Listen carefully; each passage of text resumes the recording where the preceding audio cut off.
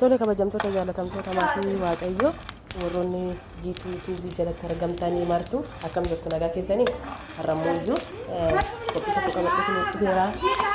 Nyaata bareedaa akkasumas egaa biyya keenyatti beektu buna danfifanneetu isa wajjiniin kan nyaannu ta'a. Egaa sagalee argisiisu isin waraabaa jira. Cinaatti immoo foon hojjechaa buna immoo akaan jira jechuudha. Koottati buna dhugaa, koottati isaa nyaadhaa, koottaa mana kootti qophiin jira, qophii masqalaa jechuun barbaada buna tokko. Egaa bara 2018 ceenee Waaqayyo nu gargaare.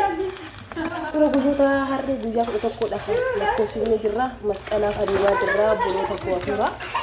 Akkasuma immoo hiriyoota koo lafa onaa.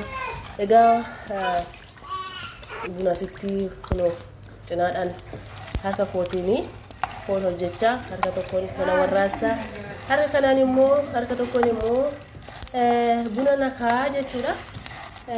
Maali isheenoo jechuu dandeessu gaa sababii isaa daa'imas nan guddisa. Amma immoo kunoo bunicha tumeetan isinitti argisiisaa jira. Amma immoo kunoo daffisaan jira isiniin jedha. Isin immoo dhuguu duwwaatuuf sanarraatti eegamaa jaallatamtoota koo.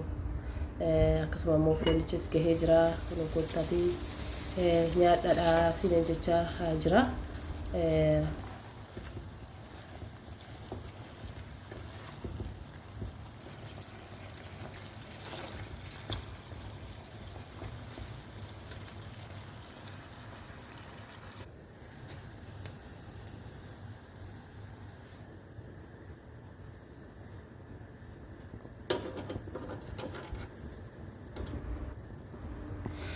Sagaleen koo addaan ciccite asitti immoo hixaana aarsuudhaan jedhee tanaaniu kasalicha irra kaa'ee jechuudha. Kunoo hin buutiin diddii ittiin taaggara jechuudha. Naa kasala qabsiisee kunoo amma immoo qopheessee iddoo nyaatamuutti ruuziinis jira. Akkasuma sahaanii qophaa'eera. Hiriyyaan koo guyyaa gaa'ela isheetiidha jechuudha. Biyyatti sagantaa bareedaa.